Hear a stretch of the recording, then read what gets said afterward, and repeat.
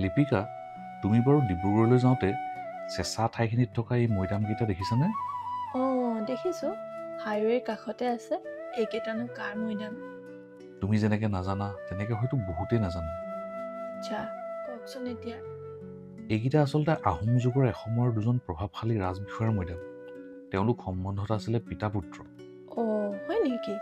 এজন আছিলে আলন বুঢ়া দিহিঙীয়া বৰবৰুৱা আৰু আনজন তেওঁৰ পুতেক ডেকা দিহিঙীয়া বৰবৰুৱা। আৰু ডিটেইলছত জানিব বিচাৰানে? নালাগে, হ'ব দিয়ক। বেছিকৈ হিষ্ট্ৰী শুনি থাকিবলৈ মোৰ ধৈৰ্য নাই। হ'লেও আচলতে তুমি শুনিব লাগিব। আমি সকলোৱে জানিব লাগিব কালৰ সোঁতত হেৰাই যোৱা এই ফৰগটেন ৱাৰিয়ৰ কেইজনৰ বিষয়ে। Forgotten warrior? ইণ্টাৰেষ্টিং চোন, কওকচোন বাৰু। ল'ৰা ৰজাৰ দিনৰ পৰা গদাধৰ সিংহৰ দিনলৈকে প্ৰায় 10 বছৰ বৰবৰুৱাৰ বিষয় পাবৰ দায়িত্বত আছিলে এই আলন দিহিঙীয়া বৰবৰুৱা। বৰবৰুৱাসকলনো কোন আছিল? বৰবৰুৱাসকল আহোম সাম্ৰাজ্যৰ অতিকৈ উচ্চপদস্থ বিষয় আছিল। বৰ্তমান সময়ত ক'বলৈ হ'লে একোজন কেবিনেট মিনিষ্টাৰ। স্বৰ্গদেউ প্ৰতাপ সিংহৰ দিনত যে আছিলে মোমাই তামুলী, তেওঁৱেই প্ৰথমজন বৰবৰুৱা হৈছিলে। আচ্ছা, এতিয়া শুনা এইজন বৰবৰুৱাৰ বিষয়ে। তুমি বাৰু লালুকখোলা বৰফুকনৰ নাম শুনিছা নাই? শুনিছোঁ। ল'ৰা ৰজাৰ দিনত যে উপদ্ৰৱ কৰিছিল সেইজনেই জানো? তেওঁ কিন্তু লাচিত বৰফুকনৰ ককায়েক আছিলে। তুমি বাৰু জানানে শৰাইঘাটৰ পাছতো যে আহোম আৰু মোগলৰ আন এখন ডাঙৰ যুদ্ধ হৈছিলে? হয় নেকি? শুনা, তুমিতো জানাই শৰাইঘাটৰ ৰণত মোগলক পৰাস্ত কৰি কিদৰে আহোমসকলে গুৱাহাটী অধিকাৰ কৰিছিলে। পিছে আন এটা কথা জানিলে তুমি আচৰিত হবা। কি?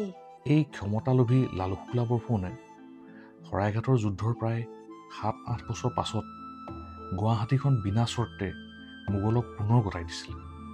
হয় নেকি? পাছলৈ গদাধৰ সিংহৰ দিনত আহোম আৰু মোগলসকলৰ মাজত আন এখন ডাঙৰ যুদ্ধ হৈছিল, ইটাখুলিত।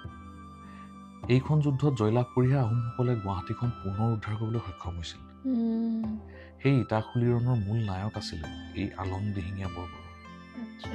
আচ্ছা, তুমি শিৱসাগৰৰ ছোৱালী, থাওৰা দৌল ভাগটো তুমি দেখিছাই?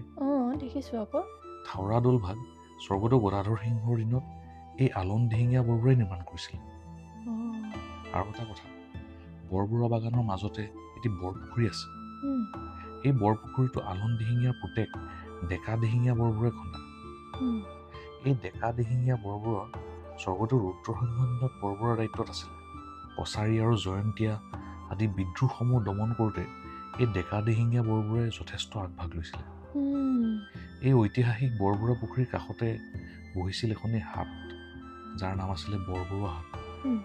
পাছলৈ ব্ৰিটিছে এই বৰপুখুৰীটো সাঙুৰি এই বৰবৰুৱা চাহ বাগানখন প্ৰতিষ্ঠা কৰিছিল। হয় নেকি? এই বৰবৰুৱা পুখুৰীটোৰ নামটোৰ পৰাই এই গোটেই অঞ্চলটোৰ নামেই বৰবৰুৱা পৰিলে।